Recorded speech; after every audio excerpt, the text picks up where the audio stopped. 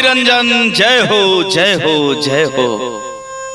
अरे बाबा आई आई आई बैठी बाबा। अरे ठीक बा बच्चा, गुजरत रहली है रास्ता से, सोचले ही द्वार बड़ा सुंदर बा, यहाँ का लोग भी बड़ा सुंदर हुई हन, थोड़ा जोगी के भिक्षा मिल जाई बच्चा। आई बाबा बैठी, तनी पानी दाना करी तो लोग बुलावत नहीं। ठीक बा ठीक बा। अरे बाबा कुछ अपने बारे में बताई, कैसे जोगी बन गईनी, काहे जोगी बन गईनी, आखिर कौन तकलीफ रहे? अरे माई जोगी कुल बात नहीं के बतावत, हमारे बारे में पूछ के का करबो? काहे बाबा सुनी सुनावा। सुंदर महालिया के सुंदर सुगनवा हिरवा, अरे सुंदर महालिया के सुंदर सुगनवा हिरवा, होई बे बाबा हिरवा, होई बे बाबा कवनो माई के परान हिरवा।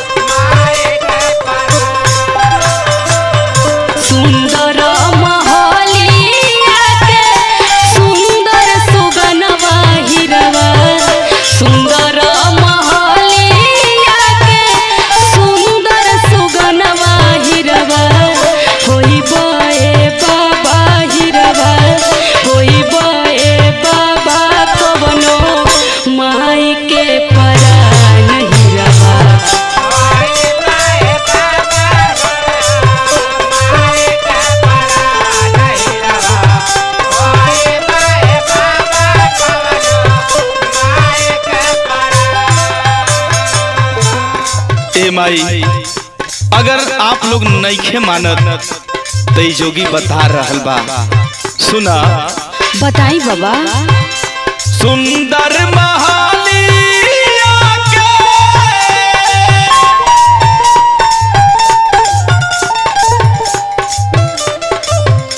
सुंदर महालिया के सुंदर सुगनवा राजा भटके लहो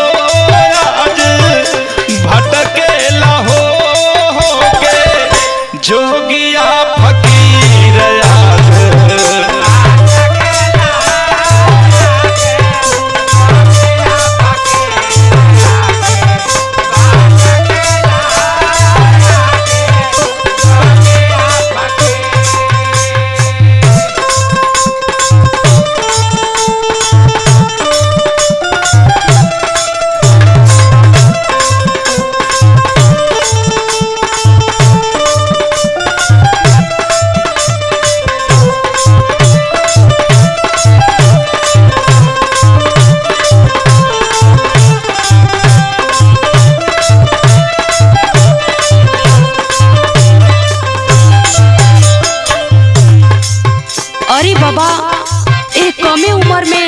कैसे जोगी बन गईनी? आखिर आपके घरे कौन कमी रहे कि आप जोगी बन गईनी? कौनो कमी ना रहे माई। नहीं बाबा कौनो तो कमी रहल बाबा। केहू न मरलस न गरियोलस, हमरे भाग में जोग रहल बचवा, जोगी बन गईले। बाबा कोनो भाई से तकलीफ न रहा? ना ना ना कौनो तकलीफ ना रहल बबुआ। अरे बाबा कौनो तकलीफ हुई तबे तो आप जोगी बन गईनी, आखिर कुछ तो बताई। नहीं माई कोनो तकलीफ नहीं खे रहल। सुनी बाबा। सुनावा। सुन सुन कोई दिहला हंसत भवाना,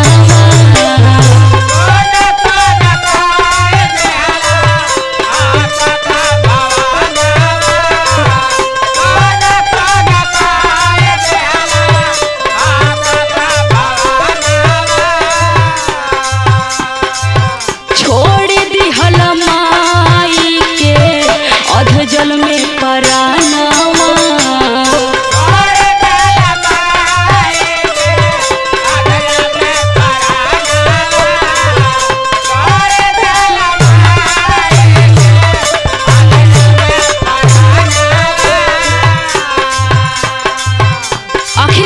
बाबा ऐसे काहे कहनी?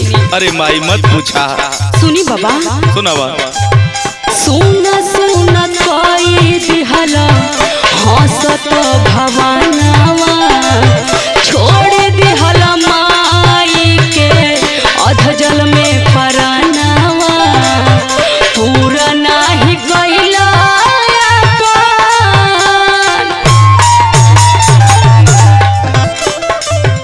पूरा नाही गइला अपन माई के सपनवा, हिरवा होई बे बाबा, हिरवा होई बे बाबा, कवनो माई के परान हिरवा।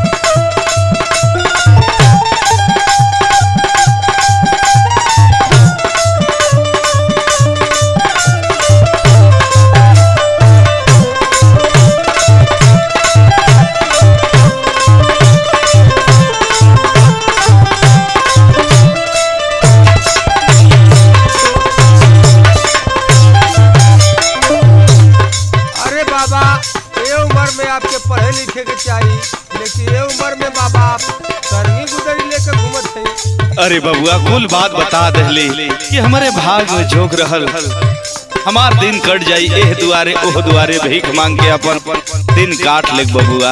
ठीक बा बाबा, लेकिन आपके ऐसे ना करे के चाहिए। सुना माई, बताई बाबा। पीता लबतिया जानी माई हो उघारा,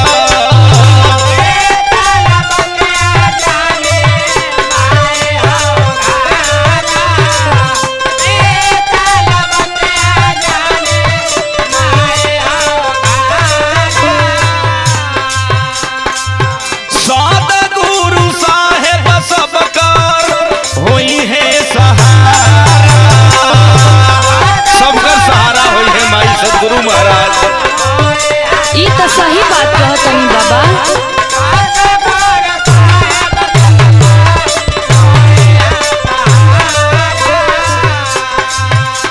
पीता लबतिया जानी माई हो उघारा, सतगुरु साहेब सबकर होई है सहारा।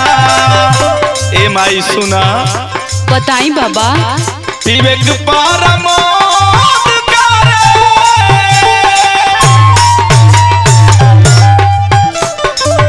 विवेक परमोद करे, घूम के रुदनवा आज भटकेला हो, आज भटकेला हो जोगिया फकीर आज।